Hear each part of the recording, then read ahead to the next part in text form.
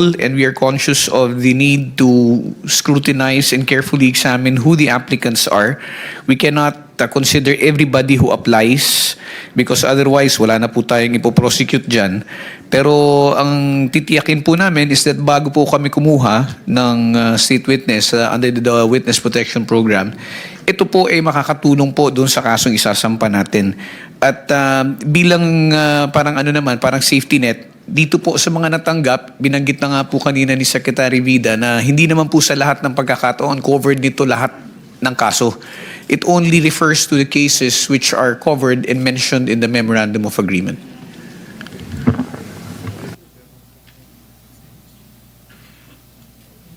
Thank you. Before I recognize Senator Rizon Tiveros, segue lang tayo ng konti. Anyway, pwede naman balikan tong issue, including the Cabral files later. But para lang ma-dispose na natin yung dalawang bagong witnesses, nakapag-administer na ba ito? Hindi ba? Kindly administer the oath to Maria and Joy. Hindi ito yung mga real names nila, pero kindly administer the oath to the two new witnesses. Kindly stand up. Kindly raise your right hand. Do you solemnly swear to tell the truth, the whole truth, and nothing but the truth in this proceeding? Thank you. Please sit down. And ipaliwanag nyo lang kung bakit kayo naanditong dalawa. Kayo na yung magkwento. Sige.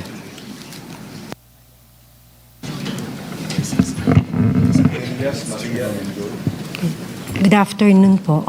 But we have their real names. Nandiyan naman sa invitation. Thank you. Okay, so we are working for our boss, Rico Ocampo, who was the previous tenant of 30 Tamarind at Forbes Park. 30 Tamarind South Forbes. South Forbes, Yeah. sir.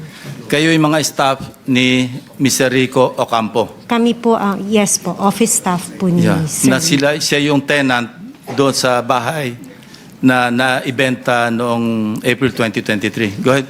That is Continue. correct, Your Honor. And then, during that time, January 29, we were CC'd sa email sa boss namin that we are being evicted January 31 at 3 p.m. Dapat nakalabas na kami ng place. Unfortunately, sa sobrang dami po ng gamit, we weren't able to comply with their deadline. So we have asked TJ Conti, who is the broker from Key, Turnkey Properties. Nakipag-coordinate po kami to have an extension. And we were given until February 3, I think, to that was already 2024 po. And eventually you were evicted. And who informed you that you were being evicted? We were informed by our boss po. It was parang email po ng law firm. And then sinisi po kami ng boss namin for us to be aware that we have to leave the place by January 31, 2024 at 3 p.m. Yeah, I was able to talk to your boss, si Mr. Rico Ocampo. And he made mention na meron kayong nakaharap nung you were forcibly being pushed out of the residence. Nabanggit niya si Carla Discaya. Would you confirm that? That was February 1 po. Yeah. TJ Conti, he introduced us to the contractor, but he didn't mention the name. Yeah. But how did you know that that contractor being referred to by TJ Conti is actually Mr. Discaya?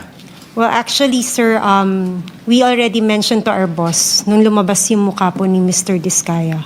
Nasabi ko, kamukha Saan lumabas ang sa mukha? TV po, when the flood control project is being brought up. No? During the hearings. Yes, during the hearings. Okay, so sabi so- ko sa boss ko, sorry Yeah. about that.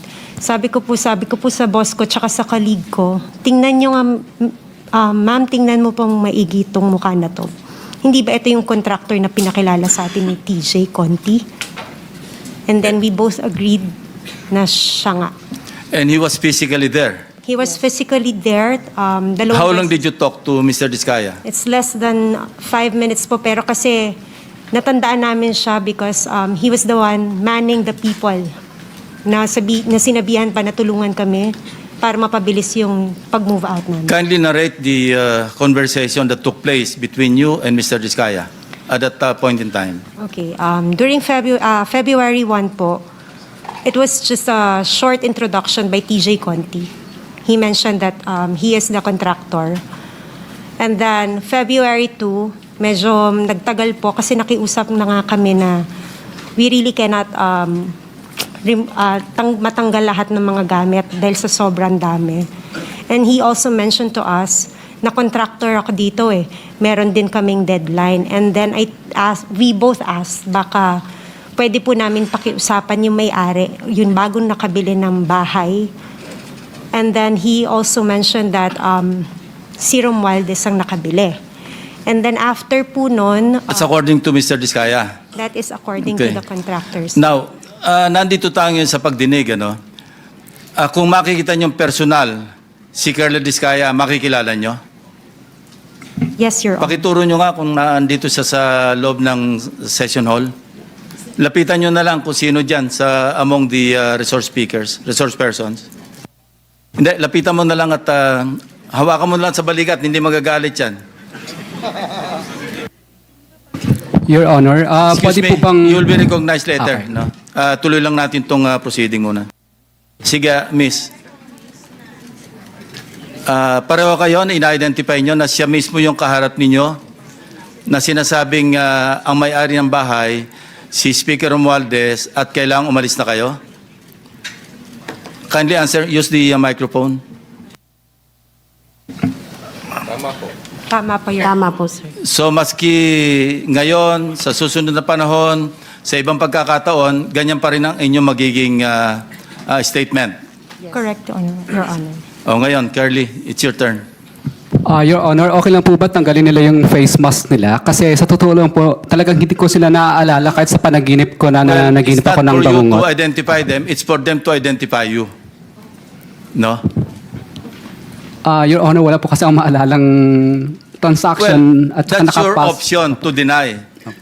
What we're establishing here is the fact that there are two witnesses present here under oath na sinasabing nagpunta ka doon at nine-name drop mo, totoo man o hindi, si Speaker Romualdez na siya nagmamay-ari, bagong may-ari noong number 30 Tamarin Street sa South Forbes. Yun lang naman eh. It's not for you to be able to, hindi naman ikaw ang witness against them eh. I don't know if I'm correct.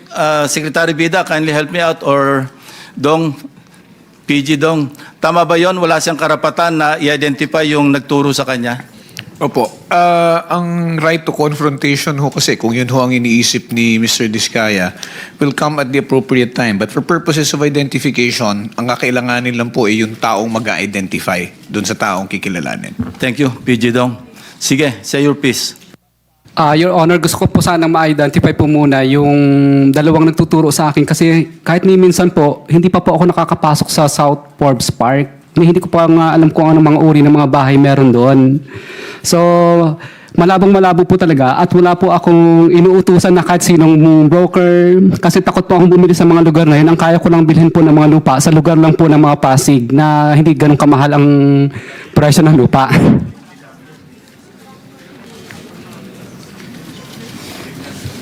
Hindi ko naman sinasabing bumili ka eh. Hindi naman yan sinasabi, ikaw ang bumili. Anyway, that's it, ano? Ang sabi, Mr. Chairman, contractor daw. Ikaw daw ang contractor, yun ang sabi. Hindi sinabing ikaw ang bibili.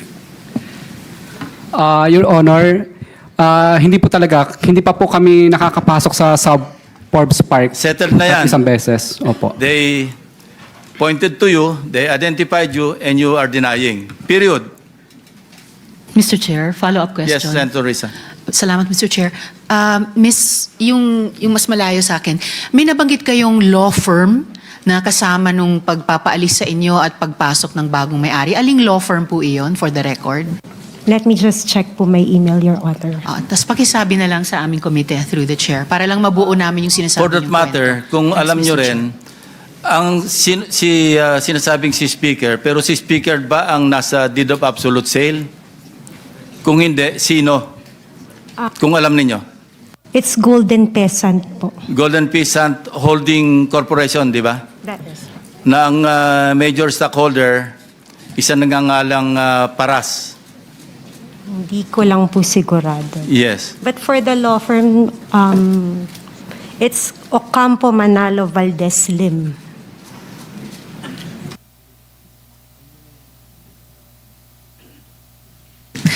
Salamat po, Mr. Chair. Una, a point of information lang. Nabanggit po kasi kanina na dapat sana fina-flag na ng COA yung mga iniimbestiga ng aming komite na flood control projects, either na ghost or substandard. No, yung sinabi kanina ni Senator Kiko. So, yung point of information dyan ay, in fact, ang COA ay nakapag-flag na ng 4 na proyekto sa Bulacan amounting to a total of 330 million pesos. So baka habang dumadaan ang panahon mas marami pang mafa-flag ang COA. So yung mga unang mga tanong ko po, follow-up questions, Mr. Chair, sa DPWH. Kaugnay po yung anong resulta ng audit o investigasyon na ginagawa ng department dun sa mga ghost or defective na flood control projects. So yung mga nabanggit nyo na po kanina, Yusek Bisnar, na isamite na po ito yan sa ICI. Tama po ba? Your Honor, after po nung technical inspection and assessment, meron pong internal audit within DPWH. Ito naman po more of yung mga documents and payment billings ang titingnan. After nito po, saka po ipapadala sa ICI, Your Honor. Okay po. So hindi pa po. May time frame po ba kayo para mag-submit sa commission? We will do it as much as possible because ang figure po na pinag-uusapan is around 292. 292 projects. Out of the 337, Your Honor. Opo. And within this month po ba yon or within the first quarter of the year, ano po yung horizon na tinitignan nyo to submit to ICI? Within first quarter po. Within the first quarter. Your Honor, what we'll do is kung ano po yung matapos, Yes. submit na po kami kaagad sa ICI. Hindi na po namin hihintayin matapos po lahat. Opo. So we will submit as as IAS is finished. So pwede pong batch by batch, Yes, Your sunod-sunod. Honor. And then sa Ombudsman, within the first quarter din po ba kayo magsasubmit or mas maaga or mas late pa doon? Your Honor, yung ICI po ang magre-refer po sa Ombudsman. Alright, salamat po, Yusek. And ilan po yung dapat maasahan ng publiko? Yung mga nanonood nitong hearing, yung mga nagalit, yung mga umasa, yung mga nagrally, yung mga nagsumbong, both sa Senate Blue Ribbon at saka sa executive. Ilan po yung aasahan ng publiko na mga contractor sa private sector at opisyal sa public sector na makakasuhan?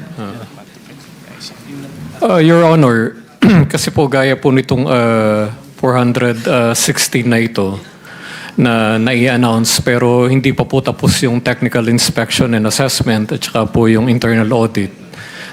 Mahirap po magbigay ng number kasi po baka po gano'n naman po, may i-expect na naman po yung public. Pero what we're reassuring po the public and this committee is lahat po ng pwedeng gawin ng department para suportahan po yung effort ng ICI ay ginagawa po namin. Well, I would agree, Mr. Chair, na parang double-edged sword yung expectation. Kasi baka, lalo na kung magbibigay ng petsa, umasa, baka pag lumampas, mabigo. Pero merong aspetong siguro positibo din yung expectation na mas magiging solid yung pag-asa ng publiko na magbubunga talaga itong aming investigasyon sa Blue Ribbon, magbubunga ang internal investigation ng department, magbubunga ang mga proseso sa ICI at saka sa Ombudsman. So, siguro naman, tulad ng sinabi nyo, magsasubmit kayo sa ICI in batches of cases. Meron ba kayong sense na ano yung magnitude ng pwedeng i-anticipate man lang ng publiko na makakasuhan? Tens of contractors and officials ba? Dose-dosena ba? Aabot ba sa 100? Ano yung sense po ng department as of now? Your Honor, yung capability po ng internal audit service ng DPWH will be maximized po para po to look into this 416 projects. In fact po, meron pong effort na hire nga po ng additional accountants and even engineers for yung quality assurance unit. And auditors po? Opo, auditors and accountants. Para po mas mapabilis po itong process natin. And sa ngayon po, sa mga proyektong at least na kompleto nyo na yung internal audit, ilan na ang maaasahan ng publiko na either na posibleng makasuhan bunga nitong internal audit at investigasyon ng department? I cannot give an exact figure, Your Honor. The range is? But we will submit a report on this matter para po mas accurate po yung maibigay namin na data. Magsasubmit po kayo sa aming komite? Yes, Your Honor. Mga kailan po matatanggap ng aming chair within the week. yung report ng department? Within the month, Your Honor. Within this month. Okay. Yes. Salamat po, Yusek. Tapos, follow up sa ilang naunang interpelasyon na. Itong pinag-usapan at iniintindi naming coordinates, magkakaibang klaseng mga coordinates. Anong epekto ng balitang hindi tama ang coordinates na ginamit sa pagtunto ng mga posibleng ghost at saka substandard projects? Ano yung naramdaman ng department na epekto ng ganon? Una po, dahil po mali yung location coordinates na ibinigay at ginamit ng mga nag-validate. Siyempre po, ang effect po noon is na-mislead po sila into the wrong locations. And even po yung report na isinubmit nila is basically mali rin po kasi mali na kagad yung location coordinates na pinagbasihan po nila ng inspection po nila. So, ang effect po nito is basically po, we will restart all over. Kung natapos na po natin yung 1/3 ng 30,000 flood control projects in the last 10 years, and then i-reassess naman po natin to. Just to be sure po na with our data. So dahil po na-mislead, Mr. Chair, so it did a disservice, hindi lang sa paghanap ng komiteng ito at ng ibang investigating bodies ng katotohanan, pero on top of, in effect, nanakaw yung buwis ng publiko, lalong binaha nung bumagyo, dagdag pang naloko, at least para malaman ang postmortem, kung ano yung totoong kwento. Dahil mali yung mga naging report, parang lalo pang natamaan yung reputation ng department or ng executive as a whole, ng gobyerno as a whole. And at dahil kailangan nyo palang i-restart ulit yung 1/3 nyo nang natapos na out of the 3,000 projects na pag-audit, pag-imbestiga, significant po yun, no? 1/3 already.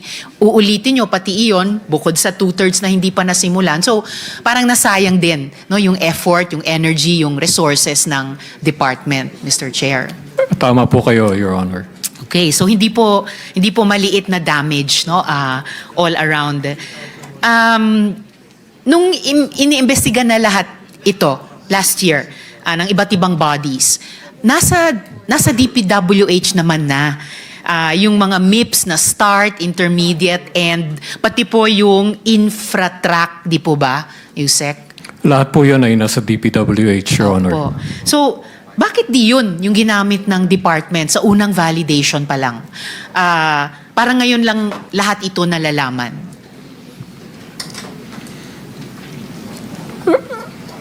Sige. Yes, Madam Mr. Chair, Chair. Yusek Bernabe. Yes, ma'am. Because I think nung initially po, no, nagbuo nga po ng team itong ICI, composed of the AFP, PNP, and DepDev. And they relied on the coordinates dun po sa Sumbong sa Pangulo.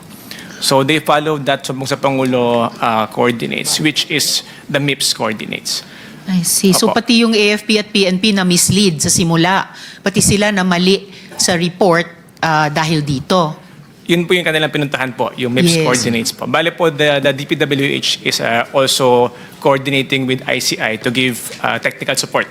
Pero po ito pong 421 talaga ay sa ICI po ito na task and And pati po yung AFP at PNP, dagdag sa marami na nilang trabaho, kailangan nilang sumama ulit sa DPWH, ulitin yung pag-audit, investigate sa mga 1/3 of the total number of projects. possibly po. Possibly. So pati po sila nabanatan. Yes, Mr. Chair. Mr. Chairman, Senator just one quick Pangilinan. interjection. During the hearing of the Committee on Justice of the Senate, the ICI, the chairperson, as well as secretaries, Babes, mentioned that there were 400 plus ghost projects. So you're saying that the ICI was also misled based on the wrong information? Mr. Chair, yun po. The coordinates they used was the MIPS. So that now we have to revalidate using also the coordinates of the infra track to ensure that indeed if it is ghost or it is in a different location, Mr. Chair.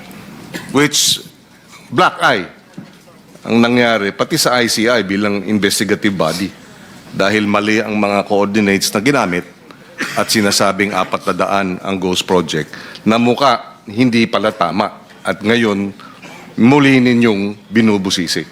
That is correct, Mr. Chair. Salamat, Senator Kiko. So talagang, and of course, kung ganyang karami o lahat halos ng mga investigating bodies ay minimislead, malamang ibig sabihin may pinagtatakpan talaga, no? Sa buong proseso nito. I really, Mr. Chair, I really can't help feeling na may hindi nag-a-add up. Kaya katulad ni Senator Kiko, yung ni-raise nilang intervention in the earlier round, sang-ayon talaga ako na dapat bahagi ng usaping ito yung pagtingin di lang sa ghost projects, pati sa mga substandard na projects na dun may corruption din na probably nangyari. So, follow up ko naman po sa Department of Justice. So, will it, Yusek Mark, okay. So, I'll continue to ask the questions of the department kay ating Prosecutor General Fadulyon.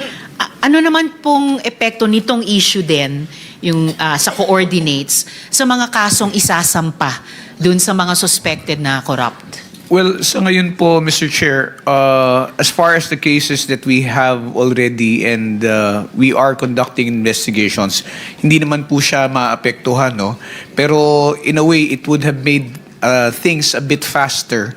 Kasi ang mangyayari ho niyan, ito hong mga cases na inimbestigahan ng department is the product of the work of law enforcement pertaining to the NBI. So sila po yung talagang pumunta dun sa site at chinek at binalidate isa-isa kung talaga pong ghost projects ito o hindi. But I guess with the data and information coming from the DPWH, which would be more accurate, then it would facilitate and make the investigations and the gathering of evidence faster. Pero sa ngayon po naman, based on the cases that were referred to us by the NBI, gumagalaw siya kasi hindi naman po siya dependent doon sa data na nakala po doon, yung binabanggit po ngayon ng DPWH. Okay. So, para hindi rin ma-mislead pati yung NBI, and yung kasasabi nyo lang po, PG Fadulion, assurance na may bahaging investigasyon led by the DOJ na hindi mamimislead nitong mga corrections na kailangan nating gawin sa mga datos na basehan ng mas technical siguro na investigasyon at auditing na pinamumunuan naman ng DPWH. Yes, Mr. Chair, Madam Senator. Kasi po ang mangyayari ngayon yan is yung binabanggit nga po ng DPWH, the submissions that they have of whatever data they gather is brought to the ICI.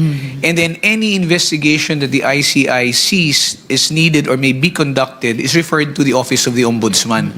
The Department of Justice po, gumagalaw po siya ng sarili niya. In coordination, we still coordinate with the ICI and with the Office of the Ombudsman. Pero ito po mga kaso na ginagawa po natin at iniimbestigahan po natin ay batay po sa pagsusuri na ginagawa ng NBI upon the directive of the DOJ po. So in a way po, dalawang parallel Yes. na fact-finding or investigation or auditing. Opo, at dagdag ko na lang po na syempre kung ano po yung naimbestigahan namin since kino-coordinate namin sa ICI at sa DPWH, nakakabawas na po yun dun sa datos na kailangan pa nating ituring na ghost projects kasi at least ito po ay may mga kaso na pong gumagalaw. Okay, salamat po, PG Fadulion. Again, that's reassuring para marinig ng ating publiko na kahit minsan parang one step backward or may pag-uulit, may pag-retrace ng steps na kailangan mangyari, meron din namang 1 or 2 steps forward. And yung pong timetable ng NBI at saka ng DOJ ba, medyo kapacing nung sa DPWH, ICI, Ombudsman na within some makukompleto na by the end of this month or some or most or all within the first quarter? Meron na rin po ba kayong parang first batch na mga cases na medyo mahihinog na at magbubunga na ng some kind of resolution para sa ating publiko? Mr. Chair, for the information of the body, as mentioned by the Secretary po, we already referred 2 cases to the Office of the Ombudsman which have been filed with the Sandigan Bayan. These are 2 cases for malversation of public funds. And there are 3 cases. This also involves yung ghost projects, no, involving yung Sims Construction in Bulacan. These 3 cases are also due for resolution. The resolution will be out anytime within the week po. No? So there are a total of 5 cases. At the same time, there are 6 cases in different stages na kung saan patapos na po yung preliminary investigation, yung iba naman po ay ongoing. Pero we hope to be able to finish them well before the end of the month. And we have 3 new cases which were sent back to us. Ito po yung referred din naman ng Department for Plunder to the Office of the Ombudsman. This was returned to us last week.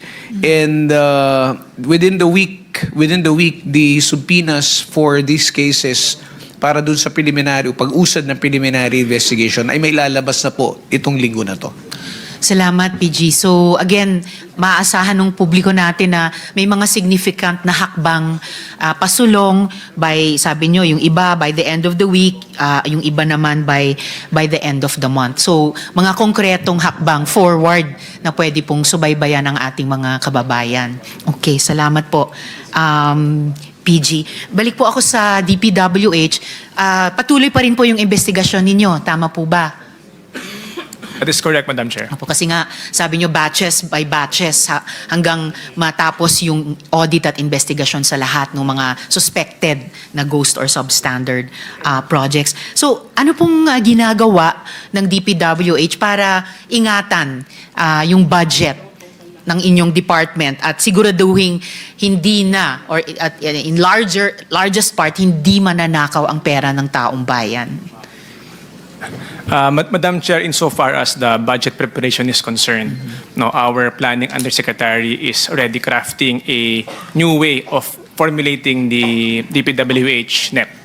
No, so hindi na po siya yung dati po nga na merong mga formula na ginagamit on the allocables that has been scrapped. And meron na pong bagong formula na gagamitin to ensure po that the budget will be used more wisely. Of course, for implementation, yun nga po yung mga reforma na aming ginagawa. As of now, yung pong transparency portal ang aming nilaunch wherein we will all the data of all projects, including pictures and the contracts, are available to the public. No, later on po, we are in the process of procuring satellite images para po meron pong satellite images for each contract, each project. And this will be available to the public. No, so that way po mabawasan ng mga human intervention, human interference, and to ensure that all the projects are monitored by not only by us but general public po. Sabi niyo po, Yusek, wala ng allocables. So both yung term at yung practice, sinusubukan yung siguruhin na wala na yon sa, sabi niyong, new way of crafting the DPWH budget. That is correct, Madam Chair. Okay, and then maglo-launch kayo ng transparency portal. So tulad namin dito sa Senate, tulad ng executive. Yung mga portals kaya nito, they will be able to speak to each other para mag-validate, cross-reference sa isa't isa sa mga data? Yes po. Actually, ma'am, Okay. launched na po siya, Madam Chair. Okay. We can already access it. And we are continuing to populate the data in the transparency portal. At you, sorry, go ahead, Yusek. Yes po. And all the data po in the portal comes from the PCME. So lahat po sila nag-uusap po sila, no? Except now for the images, satellite images, wherein we have entered a MOA with the PhilSA para po sila ang mag-supply sa amin ng mga images after we have procured the same. And yung satellite images na yon, may kasama na silang coordinates, whichever Yes. kind of coordinates. Pero talagang kung ano yung coordinates, kahit sinong mamamayan, pwedeng mahanap dun talaga sa eksaktong longitude at latitude na yan. Kasi kahit sabihin, actually, the project was 1 point something kilometers away. Hindi yun lang. Malayo-layo ang 1 point something kilometer. Hindi po yan meter or di po ba? Kilometer rin po yan. So, but yung satellite images, kasama na yung actual na coordinates. That is correct, Madam Chair. Okay po. Huling tanong ko po sa ngayon sa DPWH, Mr. Chair. Last week po lumabas yung balita na nagkasunog sa DPWH office sa Baguio. Sabi ni Mayor Magalong, sensitive documents were lost in that fire. Dahil lumalabas po na dun mismo sa record section nagsimula yung sunog na iyan. So, dun sa ganyang statement ni Mayor, lumalabas po ba na arson ang nangyaring iyon? So, sadya pong hindi nasunog pero sinunog yung records na iyon? Madam Chair, as to the final report, as to the cause of the fire, it has yet to be determined by the BFP. However, we have here a list of all the affected documents, and it appears that wala namang pong sensitive documents, and all of which we have copies of.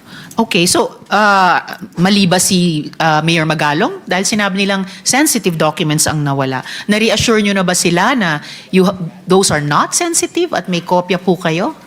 Yes, Madam Chair. We have a list here, and we have the copies that we can submit to the honorable body po. Please do through our chair. At may investigation po bang underway din ang department para matukoy either kung sino ang nagsunog sa opisina or at least paanong nasunog yung opisinang yon? Yes, Madam Chair. We have sent a team the past week nung nangyari po yung incident, and they are working closely with the BFP to determine the cause of the fire, Madam Chair. May initial na po bang lumalabas na possible causes of that fire? Wala pa po, Madam Chair. Wala pa rin. Di ba last year may nasunog na rin na isa pang DPWH office? Hindi ako nagkakamali doon sa Quezon City. Yes dito po, sa yun Metro po yung Manila. So, Bureau of Research and Standards. yes Madam po. Chair. So, bakit hindi po tayo mas nag-ingat pagkatapos? Kasi sa halip na mapigilang maulit ang isang Quezon City DPWH, naulit pa nga, DPWH Baguio naman. And these are two areas na lumalabas dito sa Blue Ribbon investigation namin, Mr. Chair. Yes, Madam Chair. Kaya po patuloy po ang aming investigasyon to find out po ang actual cause. We don't want to speculate as of the moment, but at least po we can assure everyone that all the documents are accounted for and there are no sensitive documents that are affected. In fact, puro po itong mga lumang dokumento po. I can appreciate that po, Mr. Chair, pero of course hindi natin masisi yung publiko na mag-speculate nga. May mga precautionary measures ba na ginagawa ang department para wala nang sumunod pa na mga misteryosong pagsunog ng mga DPWH office, lalo na sa mga area na sumasailalim na sa magnifying glass ng Blue Ribbon at ng ibang investigating bodies?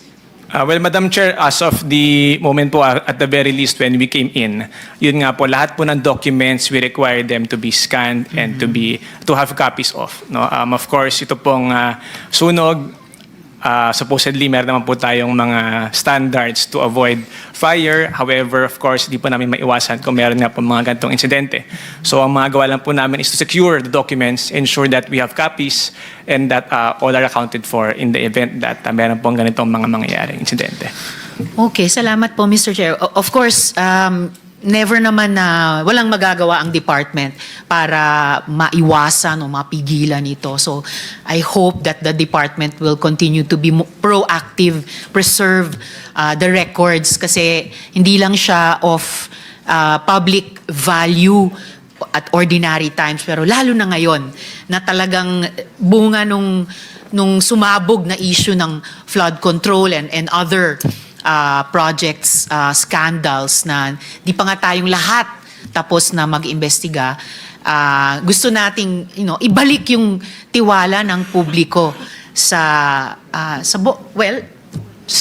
kami, concerned kami sa legislature, and I'm presuming kayo sa executive. So sana you will continue to think of and implement more preventive measures to preserve these records. I just have 1.5 minutes left, Mr. Chair. So siguro at least one question sa DOJ, maybe kay PG Fadulion. So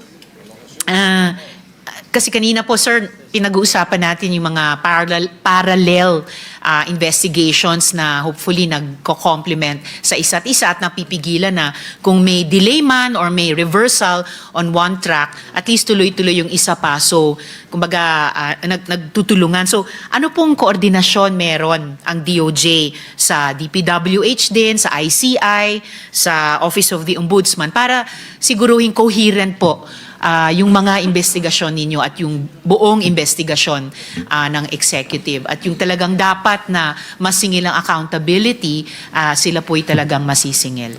Okay, Mr. Chair, insofar as yung coordination po, we have a task force which addresses particularly itong sa flood control, which I head together with other prosecutors in the department. And in this in the deliberations that we have, involved po lagi ang ICI. We always inform them about the meeting so that they are apprised also of any cases that we are investigating, of any cases that we are filing. Now, if there are certain things that we need also naman, let's say documentary evidence that we need from the DPWH, we go straight to the DPWH as they have representatives who constantly attend the meetings. Insofar as the Office of the Ombudsman, when there are cases that we are investigating and we refer to them, nag-uusap na naman po kami na itong kaso na to, covered na po ng department. So most likely, hindi na po yan itatouch yung project na yan. Iba naman po. Para lang hindi po maging doble yung galaw. And then, if for example, if there is, if it is discovered later on that there are certain overlaps, we sit down and talk about it just to make sure that there will be no confusion pagdating ho doon sa resolution na magkakaroon po ng conflict din naman. Kasi nauna na nga po yung, let's say, nauna na yung ombudsman or nauna na ang DOJ. And this extends all the way up to the prosecution. Kasi even in the prosecution of cases, the Department of Justice may be deputized by the Office of the Ombudsman to handle the cases.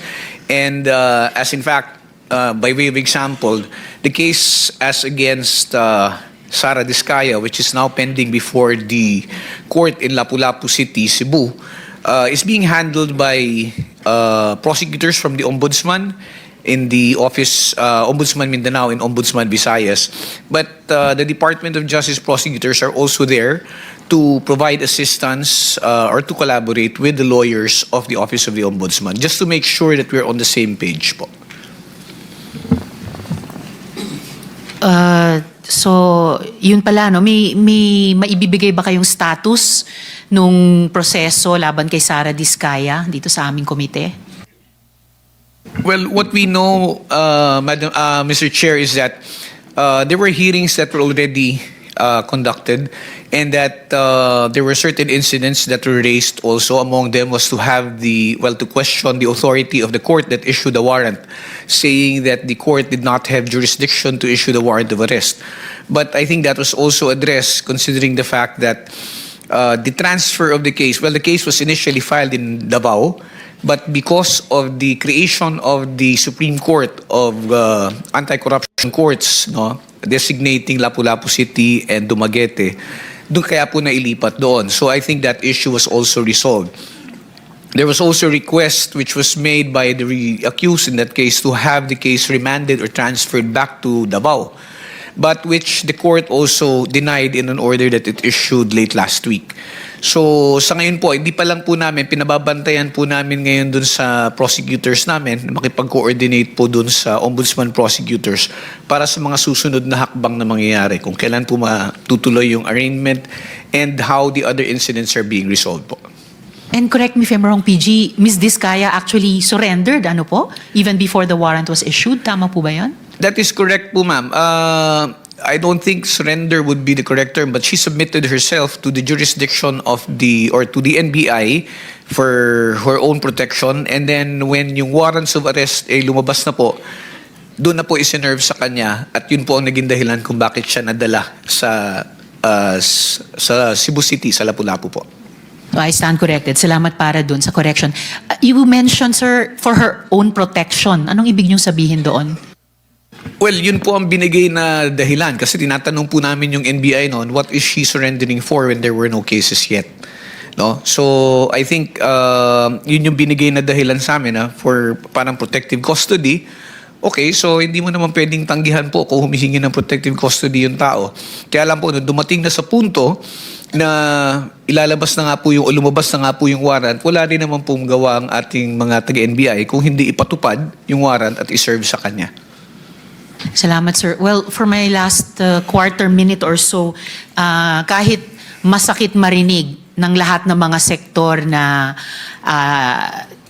iniimbestiga ng aming komite or lumabas sa mga testimonies ng mga resource persons, pwede niyo po bang kaming bigyan ng rundown ng mga kinasuhan na at mga posibleng makasuhan halimbawa sa susunod na linggo?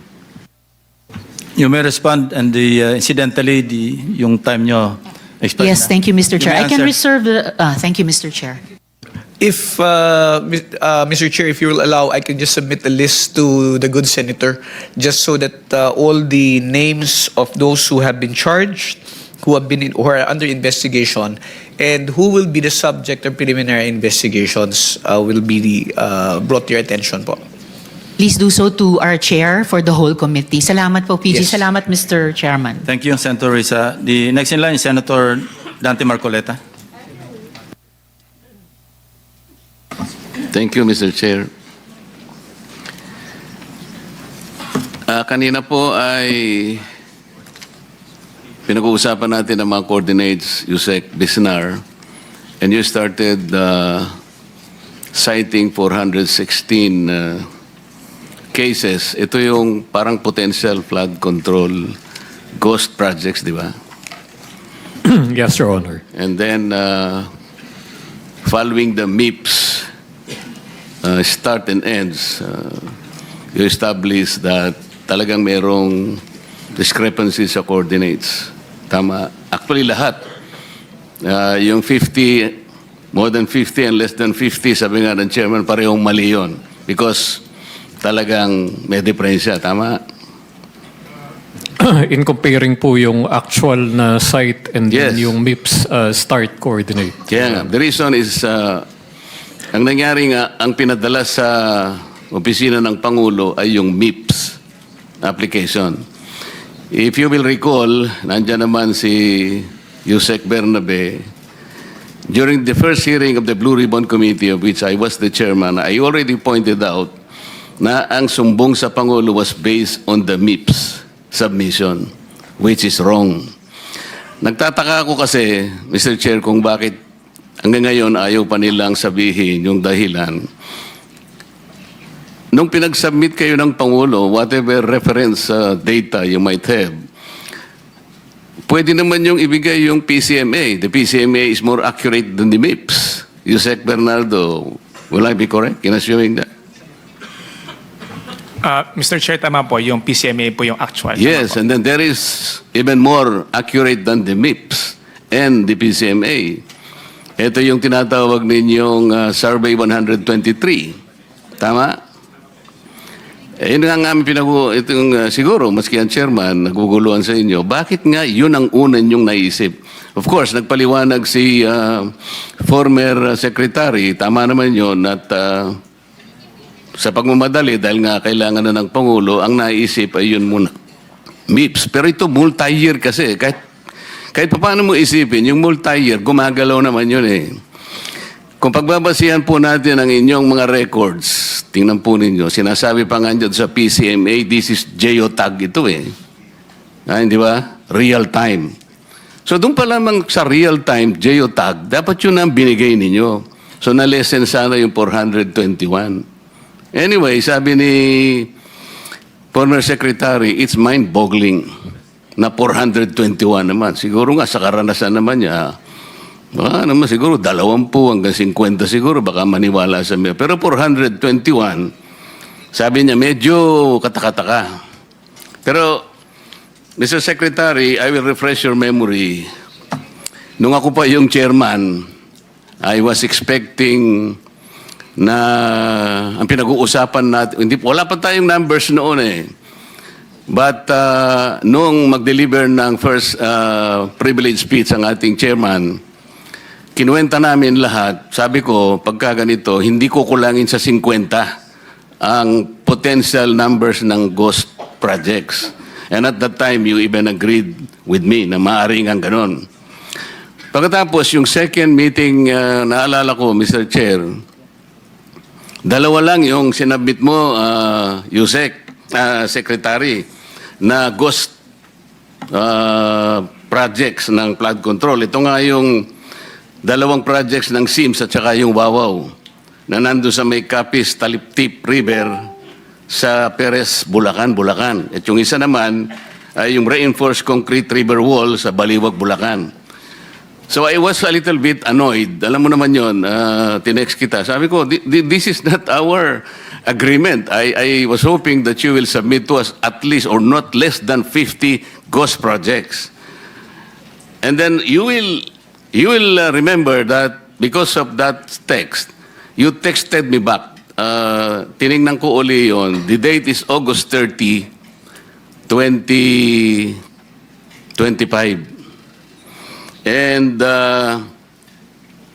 you bear me a list of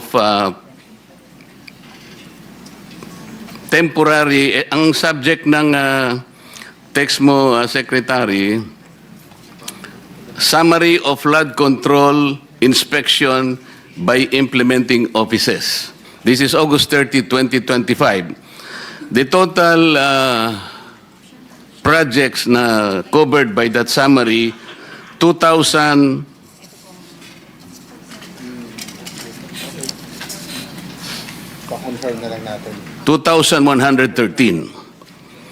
At dito sa report mo, Secretary, merong without structure, meaning ghost, 15.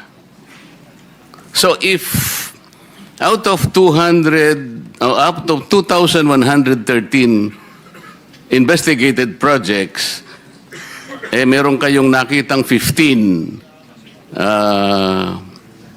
without structure, meaning ghost, 30,000 mahigit lahat ang projects ng flood control, then we can compute by ratio and proportion 2,113 over 15 multiplied by 30,000 by X. Ano mo na ito?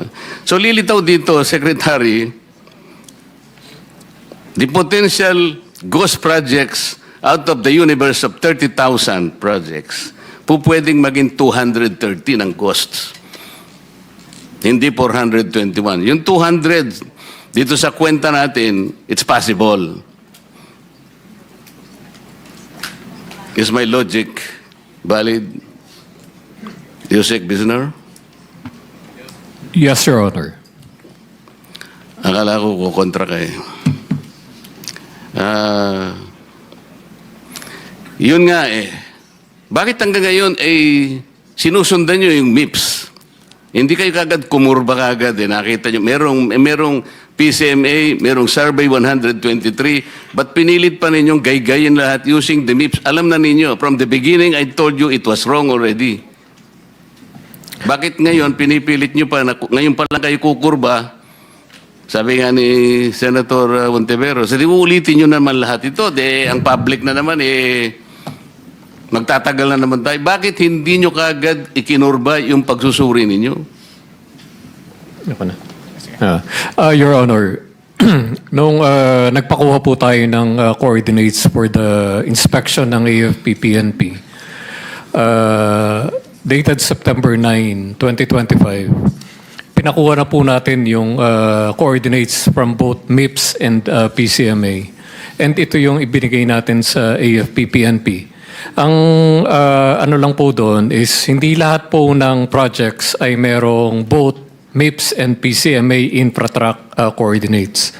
Pero as much as possible po, kung ano po yung available ay ibinigay po natin. Di po ganun, Yusek. Kasi nga, sabi ko nga kay Yusek Bernabe kanina, yung MIPS kasi, very preliminary yun. Pag NEP lang, para lang magkaroon kayo ng NEP, tsaka address pa lang yun eh. Lilitaw, gagalaw na yan pag PCMA na yan. Hanggang sa mapino na ninyo, lilitaw na sa Survey 100, lilitaw na medyo okay na yung coordinates nyo. Kaya lang, MIPS palagi ang ginagamit mo, kaya tingnan mo, yung coordinates mo ang baba lang, 2 kilometers. I will give you at least 14 samples of wrong coordinates. All over. Ako, nakakuha ko nung ako, Hindi 2 kilometers ang variance. Alam mo yung variance na nakuha namin is from 67 kilometers to 400 kilometers. Kasi ang ginagamit mo is MIPS. That is why at the very beginning, I was telling the DPWH, it is wrong to start from the MIPS. Mamamislead lahat ng mga tao. So, yun ang naging problema natin. I am happy that the chairman already encouraged the DOJ na kunin nyo na yung nakadetain sa Senate. Marami pa raw kaming nakadetain dito para lumugluwag yung aming detention area. Yung ba yung tawag natin, boss? Senate Airbnb ata ang tawag natin dun eh. O para lumuwag-luwag naman yun, sabi ng DOJ, opo, kukunin namin. Talaga, kukunin nyo? Yes, Mr. Chair. Thank you. Sabi pa nga ng chairman natin, narinig ko kanina, Mr. Diskaya, kayo lahat na makipag-usap na kayo, baka sakaling mag-qualify kayo sa Witness Protection Program. Tama naman yun. Ang problema, prosecutor pa doon yun, ini-insist mo kasi yung restitution, kaya tayo nagkakaroon ng problema. Will you still insist on that? Sir, we never mentioned that restitution is a condition. Paulit-ulit po namin sinasabi yon, Mr. Chair, na hindi po siya kondisyon para ang isang tao ay matanggap o makonsidera bilang isang witness under the Witness Protection Tapos na Program. tayo dyan. Kaya nga po, sinasagot ko po kayo na hindi ko po namin sinasabi. Wala po kami sinasabi na restitution is a condition. So I'm not insisting on it, sir. Hindi mo sinasabi ngayon, but when you were talking about a memorandum, yun ang sinasabi mo, pwede naming ilagay yung restitution because it is a matter of good public policy. Ano naman klaseng, kaya nga nahihirapan sila eh. Yung Diskaya, to my mind, were the first to apply under the Witness Protection Program. Ang problema, ang sabi ng then Secretary of Justice, now Ombudsman, hindi naman basta-basta ganun. Kinakailangan isaulin ninyo yung ininakaw ninyo. Ang problema po doon, kung wala namang korte pa pong nagsasabi kung talagang sila ay nagnakaw o nakapagnakaw, sino pong magkukwenta nun? Tapos ano yung in-explain ninyo under a certain paragraph of the law, merong memorandum na kung saan magkukomply sila doon, doon yung pinipilit yung restitution. And I think some of the potential witnesses that can be processed under that program, nagsipagbigay na ng kung ano-ano eh. Is that true? Only those who have been admitted into the program actually returned or made the restitution, sir. Why did they do that? They did that because it was their own initiative, or you required them to do that? It was an agreement between the Department of Justice through the Secretary of Justice, sir, and the witness applicant po. That is the problem. The agreement is based not on the provision of the WPP. Sabi ko nga, kung sinasabi ng WPP, it cannot be a condition. Kahit nasa memorandum, huwag mo ipipilit. Hindi po pwede yun eh. Kaya sinabi ko sa iyo earlier, and I think I should tell it again to you, sabi nating mga abogado, the spring cannot rise higher than its source. The law itself is the source. Ang spring, yung memorandum mo. Pinipilit mong ilagay sa memorandum yung restitution eh. O kaya merong ako nababalitaan, parang meron ng gustong umatras. Magkano ibibigay? At kanino ibibigay? Sino mag-a-account nun? Sino nagsabi nun na kung mangongolekta kayo sa DOJ? Di ba abuse of discretion yun, Mr. Padulyon? No, it is not, sir. What is it? It is not abuse of discretion. What The is parties, if I may be allowed to answer, Yes, sir. what is it? Yes, sir. If the parties both agree to the terms and conditions contained in the memorandum of But you agreement, cannot there is no impose an abuse. agreement. If you cannot impose an agreement which is not required by the law, especially if you will put restitution there, how can you do that? Mr. Chairman, sir, yung restitution po, yung memorandum of agreement is a product of an agreement between both the Secretary of Justice, representing the DOJ and the WPP, and the witness applicant. Wala pong abuse doon kung pareho po sila nagkasundo.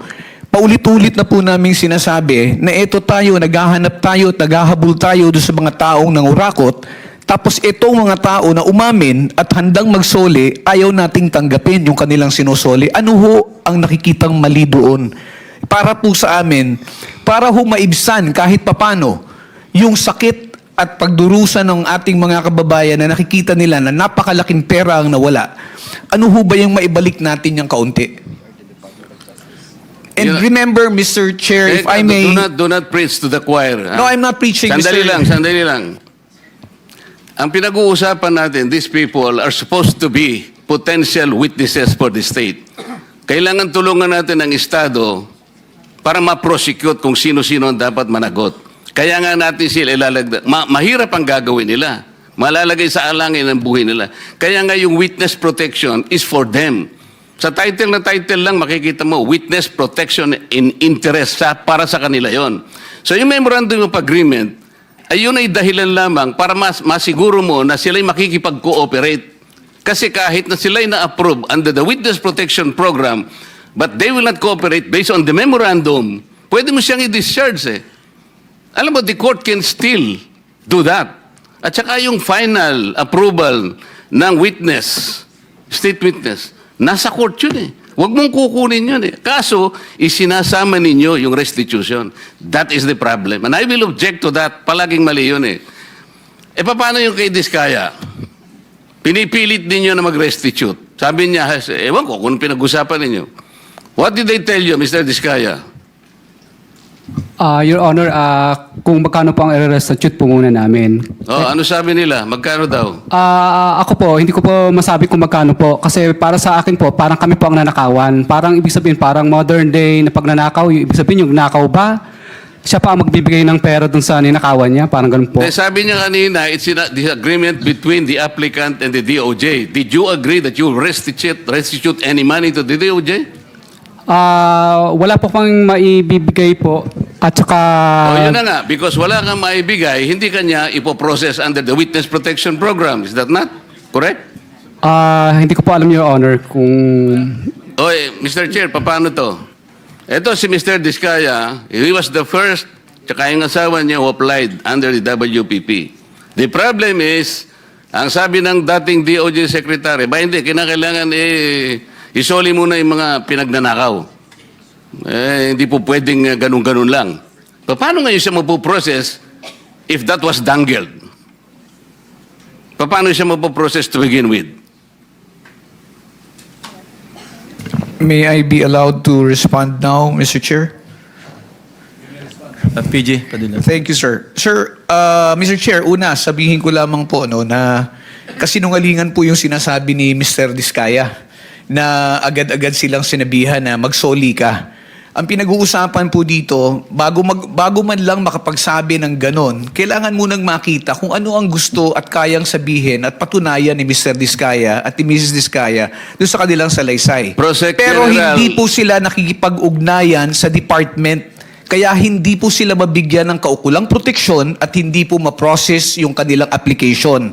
So yung sinasabi po ni Mr. Diskaya, from the hearing of November 14 in the Senate Blue Ribbon Committee, there was never a chance or an opportunity that Mr. Diskaya and or counsel even approach the department despite the proddings of the chairman. Mr. Ano ba yung title mo? Mr. Prosecutor. Mr. PG na lang. Oh, Mr. PG. Nung ako yung chairman pa dito, sila yung unang nag-apply. So, dahil kailangan nila ng protection, it was incumbent upon the chairman na sumulat sa Senate President to endorse yung kanilang application. That was the provision of law kasi. But even before they can do that, actually kasi nung sinasabi ko yon nung hearing, di ko naman alam mapapalitan na pala kami. Alam mo na yon, di ba? Yung araw din na yon, nag-press con na si Secretary of Justice. Narinig ko eh. Sabi niya, hindi po pwedeng ganon. I cannot apply. Hindi pwedeng basta-basta ganon na lang. And then the new Senate President based his judgment of not entertaining that application on the articulation of the Department of Justice. So, ang tinatanong ko nga sa inyo, hindi siya sinungaling. Ang mismong kayo ang nagbigay na ng condition kasi. Kaya sinasabi ko, if you insisted on the condition of restitution, how can Diskaya or any other persons similar to his situation even begin to apply under the WPP? If I may respond, Mr. Chair. If I may refresh the memory of the good senator, during the last hearing of November 14, 2025, that matter that you raised about the statement made by the former Secretary of Justice was already put on the side when you asked that question. And we already informed the chairman that if they wish to file their application, if they wish to be processed, they go to the Department of Justice. Binanggit po yan, nasa transcripts po yan na sinasabi niyo, o sige, wala mo ng pag-uusapang restitution. But did they ever come to the department to coordinate with us? No, they did not. And let me just put it on record, sir, na hindi po ito question na kung sino ang nauna na nagsalita. Hindi po ito question kung sino yung naunang nagbanggit ng napakaraming pangalan kung hindi rin naman nila kayang suportahan ng ebidensya at wala rin naman silang mabibigay na magpuprove o magpapatunay doon sa kanilang mga sinasabi. Yan po ang kailangan naming suriin. I am sorry, Mr. Chair, he did not refresh my memory. Pinupulyot mo yung memory ko eh. Hindi siya nagpunta rito na sabihin niya na, okay, pumunta ka sa DOJ, huwag na muna natin pag-usapan ng restitution. Walang ganon. Nagpunta nga siya rito dito si DOJ Secretary din eh. O sabi ko, Boying, okay na ba yun? Papupunta. O di wala nang ano ha? Wala nang restitution na. Basta papuntahin mo silang mag-asawa doon. Hindi ba nagpunta ka, Mr. Diskaya? Yung kinabukasan nung magkita kayo rito? Mr. Diskaya, you may respond, but unfortunately, your time is up. Your Honor, nung ano po, Your Honor, hindi po kami... yes po, Your Honor. Yeah. Sige. Proceed. Kasi tapos na yung time ni Senator Marcoleta. Yes po, Your Honor. Opo. Hindi nga, ipaliwanag mo. Bali po, Your Honor, kasi po di pa po nagsalita po yung misis ko na Hindi nga, ganito, wala na akong time eh. Pinapunta ka niya ron, kasi nandito nag-uusap kayo eh. O, kayong dalawa mag-asawa, punta kayo ron ng alas 9. Pumunta kayo, sinabi ba niya wala nang restitution? Nung una po, wala pong sinabing may restitution, pero nung sumunod po, yung panghuli po naming usapan po is may restitution, magkano daw po ang restitute namin.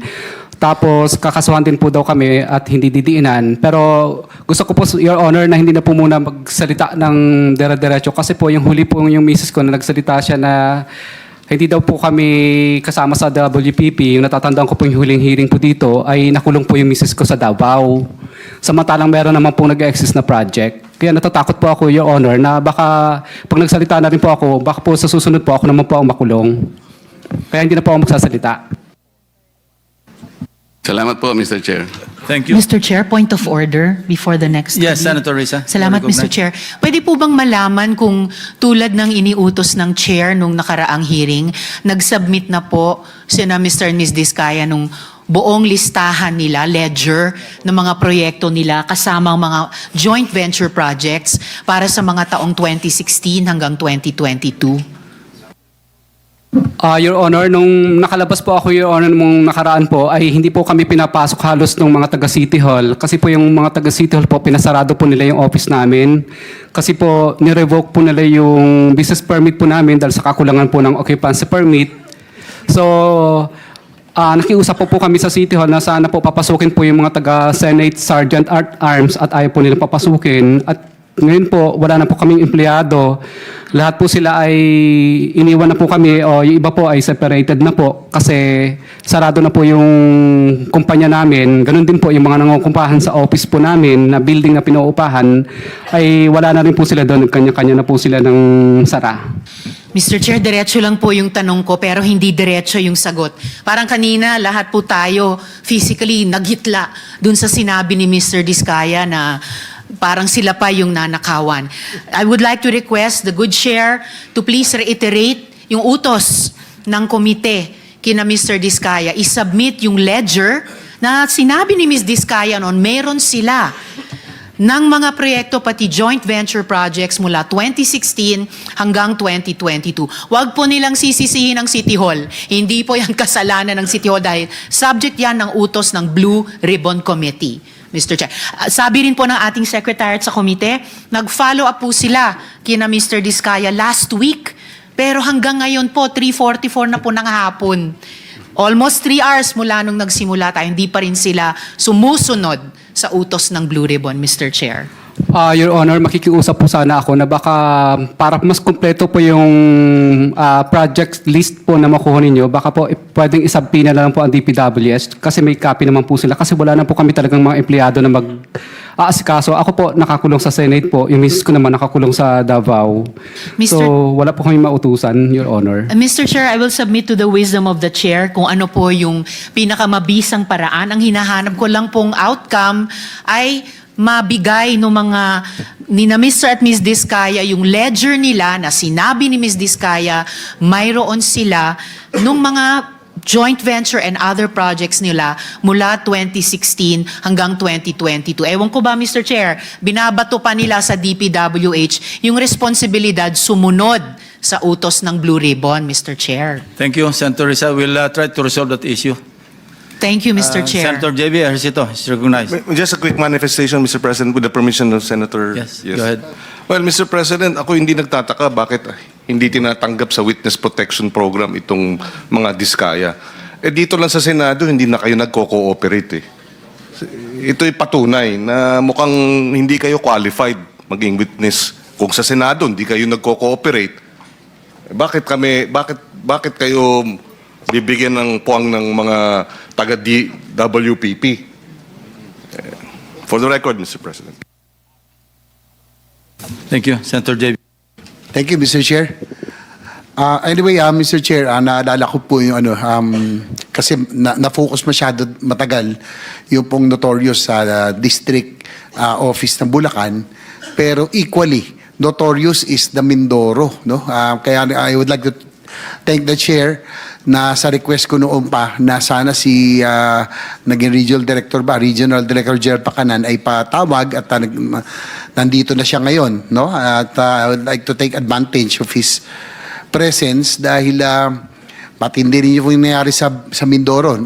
Although yung lugar na yun, mga lugar na pinaglagyan ng mga flood control projects, nauhan, mga swampy, mga river town na kahit na gaano karaming semento ang ubusin dyan, hindi yata mawawala talaga ang baha dyan. No? So yan ang base sa ating unang impormasyon. Siguro tanong lang natin muna si Yusek Bernardo, total nandito na si Yusek Bernardo.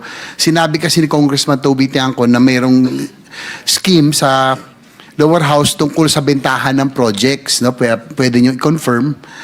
Sa iyong pagkakaalam, maaari nyo bang ipaliwanag sa amin kung paano ito nangyayari? Kasi dito sa Senado, wala naman kami nabalta na modus na naglalako o nagbebenta ng mga proyekto. Sino ba ang mga nagbabuy and sell ng projects sa ito? Ito ba yung mga tinatawag na contractor? So anyway, kayo po admitted na sa Witness Protection Program.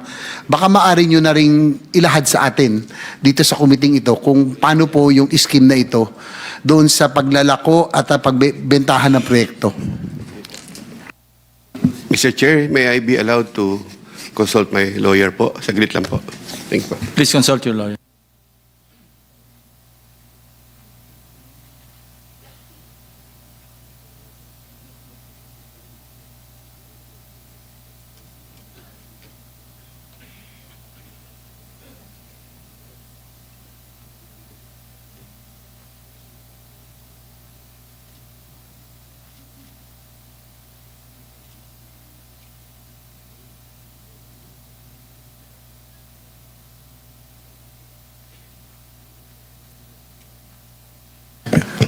Mr. Chair, if I may.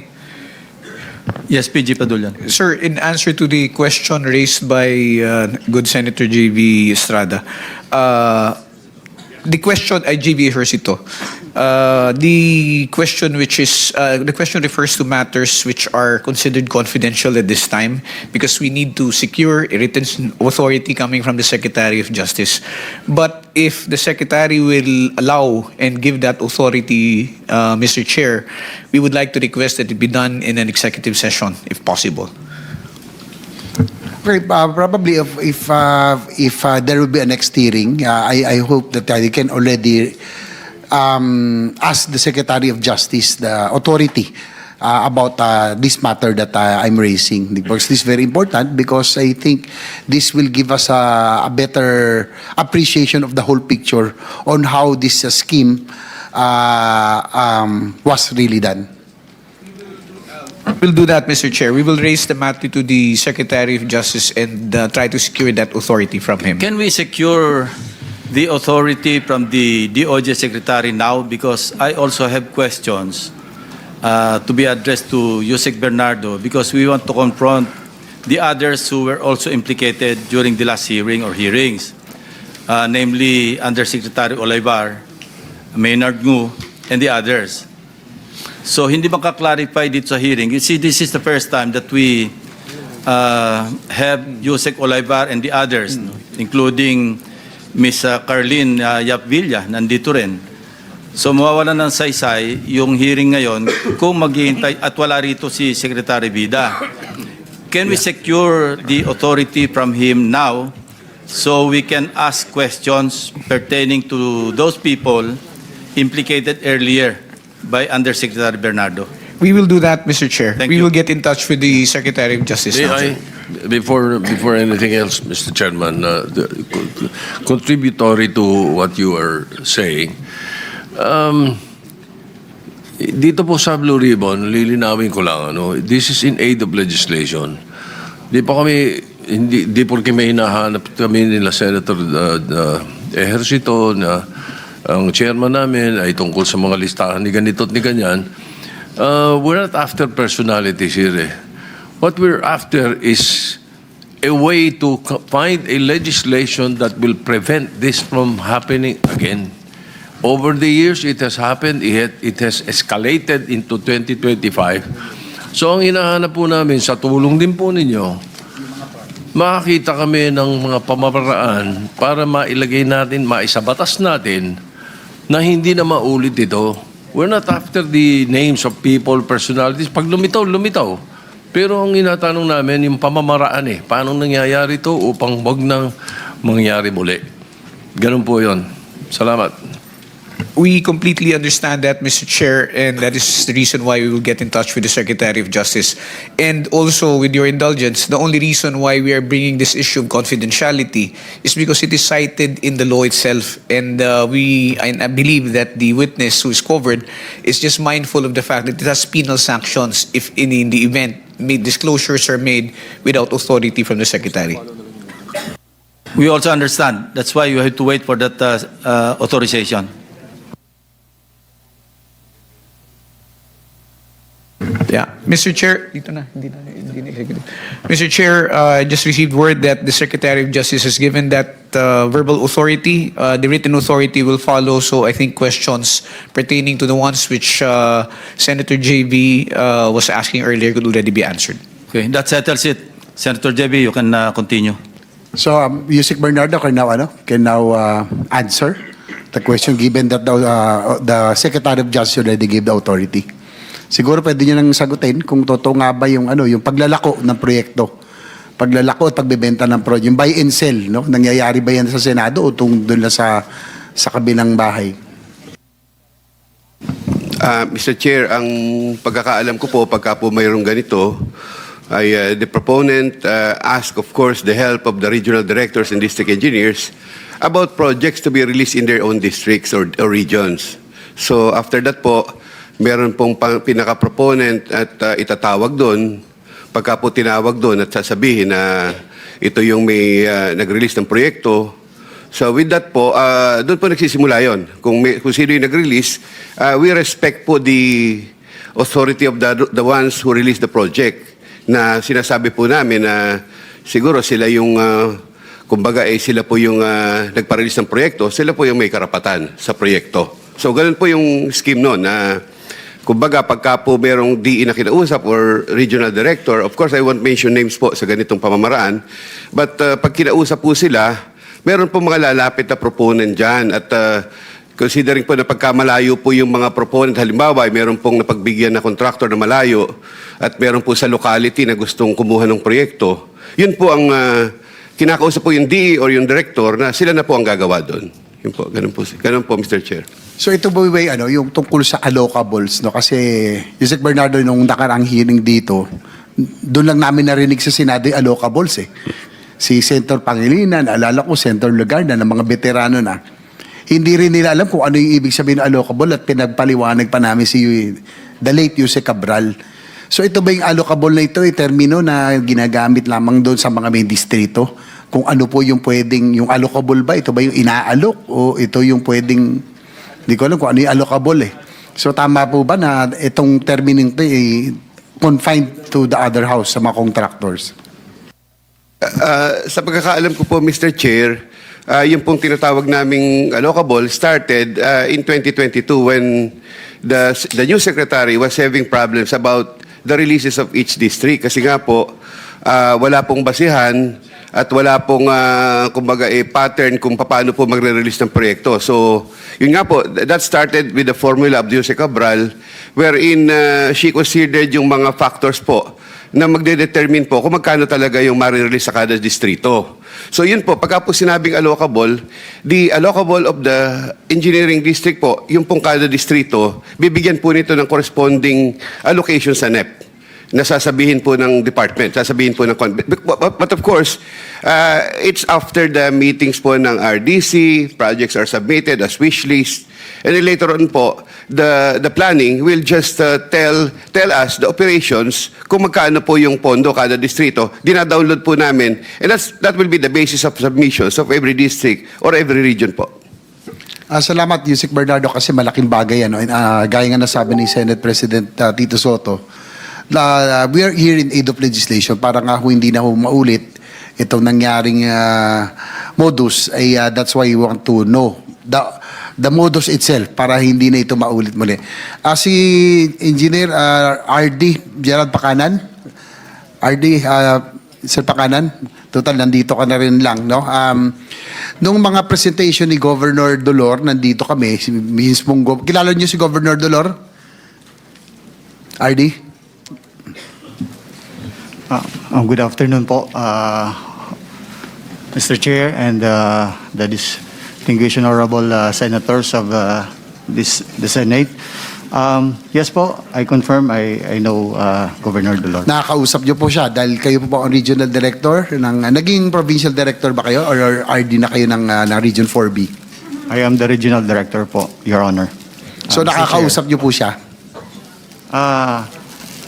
I confirm that nakakausap ko siya as a regional director of the Region 4B Kasi on po my official capacity po. Kasi nung hearing po dito, nag-present po siya, pinakita niya yung mga ghost projects at substandard projects, no? Particularly dyan sa Oriental Mindoro, sa Nauhan, na nabanggit ko kanina, ito ay talagang swampy, talagang siguro mas familiar ka doon na itong area to, talagang matubig, no? Do you confirm na itong area to talagang mababa at matubig? Your Honor, can I confirm with my lawyer before I answer? Yes, Your Honor, I confirm that that particular river is really swampy and the flood is... Kumbaga kahit na anong lagay ng ilang semento ay buhos natin dyan, talagang hindi natin matatanggal ang baha dyan.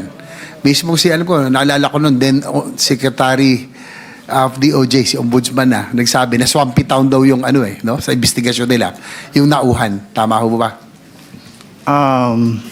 Senator JB, excuse me. Matanong ko lang, bakit ba kayo nakatalukbong? Hindi naman kayo testigo. Matanong ko lang, bakit po kailangan naka-hood kayo at saka nakatakip? Yes, Mr. Chairman, because this might set a precedent for all other witnesses we will call here. They will request that their faces be covered. He is a public government employee. Bakit siya nagtatago? And a resource person, not a witness.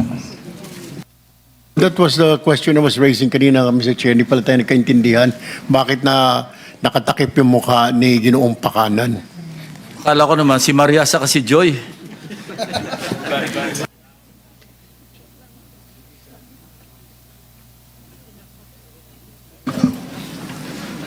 Your Honor, it's my request po as the good chair stated a while ago for my protection po and security po. Pero nasa kulungan ka na ngayon, you're in detention right now, di ba? Aren't you in detention already? Yes po, Your Honor. Mr. Chairman, I don't see the basis for his request. I do not see it as valid. How can he? Maybe he's protecting himself from shame.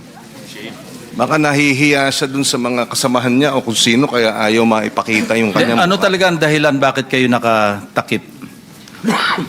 Ako, nakita ko lang isang posibleng dahilan. Baka sa future mga police lineup,